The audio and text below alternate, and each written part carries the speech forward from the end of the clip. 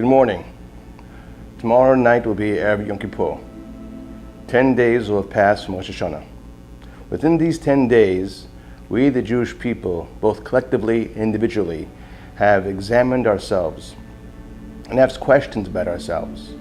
Who we are, what we've done, what are our connections to ourselves as human beings, as family people, as children, as parents, and so forth. We now go to a new approach, to a new level. We are on a journey of introspection. We are on a journey of soul searching. We search for who we are and what we want to be. The year has passed and a new one will begin. The question is, who are we? There are many forms of anti-Semitism. Anti-Semitism from the outside and anti-Semitism from the inside. Anti-Semitism is not only whereby one hates or dislikes the Jewish people from other nations. It's also when a person who's Jewish is not like himself or herself. And that is the worst form of anti-Semitism. That anti-Semitism is anti-Semitism that comes from a person being bullied all his life. And unfortunately, we the Jewish people have been bullied many, many times. There's a question, which is the following. If one says the blessings that a person says in the morning one day, why should he say them again the next day? And the reason is because each day is new. What happened yesterday was yesterday, and today is a new day. And we sometimes forget who we are as a human being, so we say the blessings again. Those pronouncements of the blessings remind us of God's gifts, reminds us of who we are and our obligations. That being the case, the same thing when it comes to our Jewishness. What we did a few weeks ago in the rally was tremendous, but that was a one-time event. We have to continue that rally.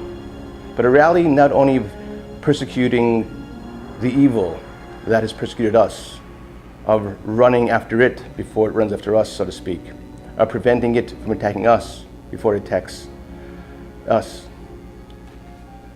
But rather, we have to do something special, which is we have to look inside ourselves and see how this anti-Semitism has affected our lives. Unfortunately, anti-Semitism caused a great type of damage to our people, which is lack of knowledge. If you look at history, you'll see that how we, the Jewish people, began to assimilate because we did not believe in ourselves. We did not believe in our culture. We didn't believe in the worth and greatness of the wisdom that we possess. How many of us truly have read the 24 books of the Bible, the Tanakh, or the Mishnah, the Gemara, of all the great writings of our philosophers and our sages and so forth? I, myself, learn every day something new that I never knew about Judaism, and I've been learning for a while. It amazes me and fascinates me, the amount of knowledge and thinking creativity of our sages, of our commentators, of all the writers and thinkers that have gone in the past. Even modern history is something to learn. Yesterday, last night, I had watched a program about Avital Sharansky, the great woman who in the last 50 years has been really the force within the Jewish world that has changed the whole world by her demand to free her husband, Natan Sharansky, from the Russian Gulag, the Soviet Gulag. She not only freed her husband, but she also freed all the dissidents of Russia, freeing 1 million Russian Jews. Thought unheard of, that she, with her amazing compassion, steadfastness, was able to break the Iron Curtain and turn it into a Venetian blind, as Malcolm Holmes once said. That being the case, we have to ask ourselves, what will this year be different? That we will fight anti-Semitism from the outside? Of course, it's natural. You have a natural enemy from the outside. You see the enemy.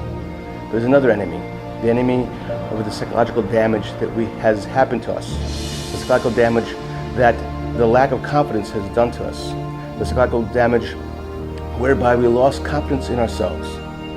Now look at the amazing achievements that we, the people of Israel meaning not just the state of Israel as a nation, have done within the last 60 years of achievement and innovation and so forth. Where did this come from? All these incredible abilities and creativity. There's a great commentator that says this ability was given to us because Hashem, God, wanted us to innovate and create new facets of Torah learning, So that is a gift to us as a Jewish people, that we have this incredible fertile minds. That being the case then, let's examine what we have done and what we can do. Let us look at our knowledge that we have acquired and accumulated in the last 3,000 years. So I ask now our fellow brothers and Jewish sisters, and myself as well, that the next 12 months, until next Rosh Hashanah, that we dedicate ourselves to learn about our culture. You don't have to be religious. You don't have to accept the commandments per se as someone who's religious and so forth, but at least know your culture. Read the 5 books of Moses, read the books of the prophets, read the books of the writings, learn the Mishnah, the Gemara and so forth, learn all the amazing writings, learn about Jewish history, learn what happened in the first temple, in the second temple, and the 2,000 years of exile.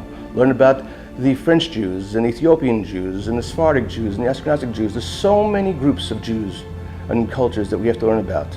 By learning who we are, learning the reasons who makes us special, what makes us special, learning our connection to God, learning our connection to each other, learning about the amazing ethics and philosophy and morals, codes, and so forth. Just to end with this, Ben-Gurion, the first Prime Minister of Israel, was not a religious man, but constantly quoted the Book of Prophets. And in every speech basically said the following, that we, the Jewish people, have a commitment to a messianic idea, a messianic time, so to speak. He necessarily was not religious, but he believed in the words of the prophets, meaning what? That there has to be a time whereby we, the Jewish people, have a mission to enlighten the world. The world has to be enlightened by our morality, by our dignity, by our acts of kindness, by our example. We have such tremendous, incredible knowledge.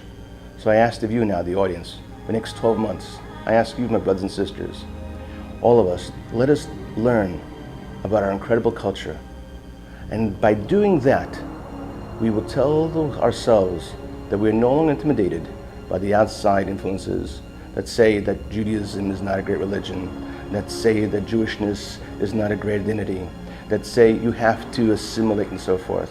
We don't have to assimilate. We can join the world, but as Jews, proud, knowledgeable Jews who know their history, who know their culture, who understand where they come from, understand where they've been, and where they're going. By having this knowledge, from a religious point of view or not, that's up to you, but by having this knowledge, you will see such glorious insights into philosophy, into poetry, into ethics, into psychology, into a whole world that will give you personal power as a human being, as a Jew, and someone committed to the mission of Israel, which is to be a light unto the nations, a light whereby we, the Jewish people, bring the messianic ideal of peace, love, harmony, forgiveness, and goodness to the world. May all of us be written for a wonderful and blessed year of health, wealth, prosperity, love, friendship, and peace all over the world and for Israel as a Jewish people. Gemar Chatima Tova.